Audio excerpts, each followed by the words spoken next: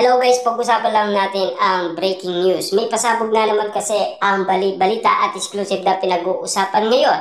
Kaya pala pinapaingay ang balikan sa Katniel dahil may reunion movie, ang bilis ng reunion movie. Alam niyo naman siguro, yan din ang gusto ni Daniel Padilla at yan din kasi ang nagustuhan din ni Catherine Bernardo. Dahil alam niyo naman siguro, matagal nang iniintay ni Catherine Bernardo na kumilo si Daniel Padilla. Noon pa nga, last 2023.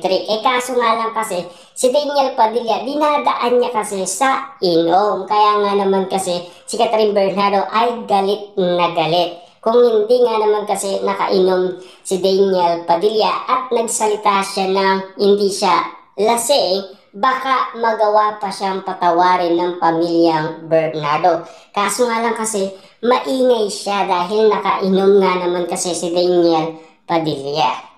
At siyempre, nandahil sa kadikasan ng ulo ni Daniel Padilla.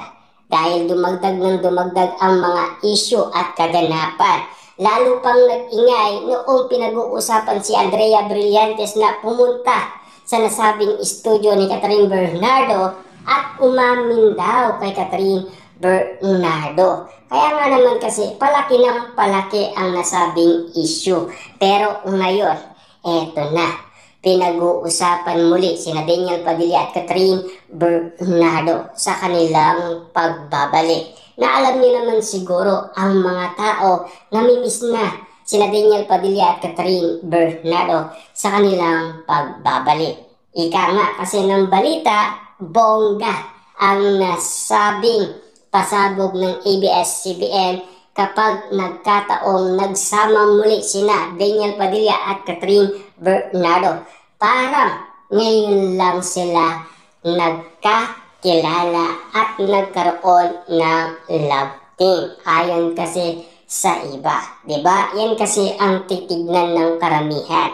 Kung ano ang nagbago sa nangyaring iwalayan kina Daniel Padilla at Catherine Bernardo. Para sa akin, malaking pagbabago nangyari kay Catherine Bernardo at Daniel Padilla. Lalong-lalo na kasi nakilala pa si Daniel Padilla bilang action star. Lalong-lalo na si Catherine Bernardo. Dumami ang kanyang mga endorsement at payaman ng payaman si Catherine Bernardo. Samantalang si Daniel Padilla ay nag-uumpisa pa lamang. Diba? Kita-kita niyo naman siguro lahat ng mga nangyayari ngayon kina Daniel Padilla at Catherine Bernardo. Ito ay malaking simula para sa kanilang dalawa.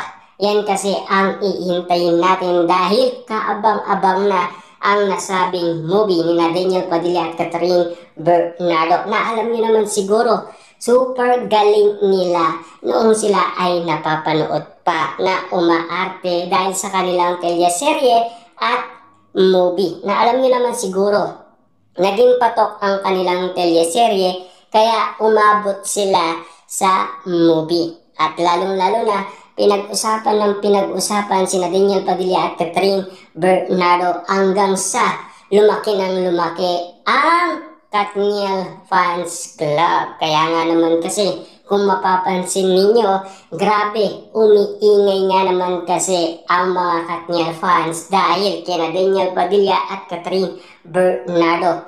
Hanggang ngayon, kita nyo naman, di ba? Napakasaya na ng mga Dilulu fans na Katniel fans dahil sa pagbabalik ni Daniel Padilla at Catherine Bernardo.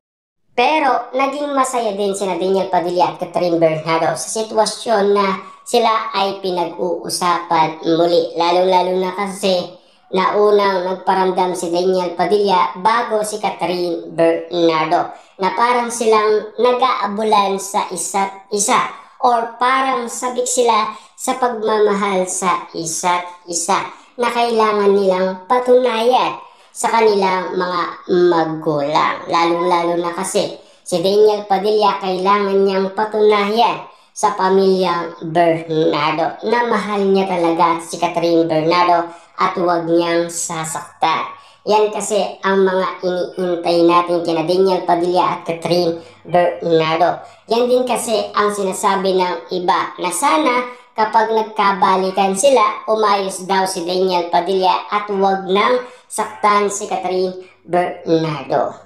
Yan ang mga issue kung bakit nga naman kasi pinag-uusapan pa rin sina Catherine Bernardo at Daniel Padilla dahil sabik na sabik ang mga Delulu fans na mga Katniel fans dahil makikita daw muli nila sina Daniel Padilla at Catherine dahil dyan nagiging masaya ulit ang Katniel fans, mga netizens at mga sawsawerang kapitbahay. Na alam nyo naman siguro, busy pa rin sina Daniel Padilla at Catherine Bernardo.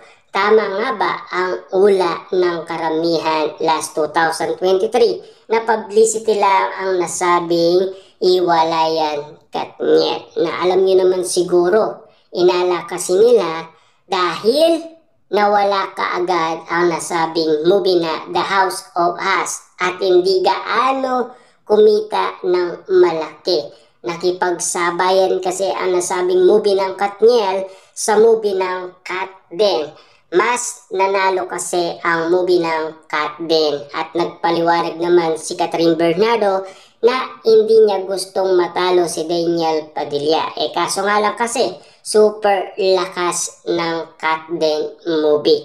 Want to sawa nga naman kasing pinanood ng nasabing mga netizens at mga sawsawerang kapitbahay, lalong-lalo na ang mga Delulu fans na Katniel fans at Kat din fans dahil nagbigay sila ng suporta at pagmamahal kay Catherine Bernardo. Kasi dalawa ang napapanood nilang movie. Kay Daniel Padilla kasama si Catherine Bernardo at si Catherine Bernardo kasama si Alden Richard. Kaya siyempre dalawa ang dapat nilang piliin. Mas pinili kasi nila ang nasabing movie na Hello, Love, Goodbye. Napakaganda daw at super nakakakilig daw ayon kasi sa karamihan dahil sa napanood nila. Ayon naman kasi kay Daniel Padilla kasi bago daw kaya nagpapakilig at magaan sa mata, magaan sa dalawa. Kasi yan ang kitang-kita umano ni Daniel Padilla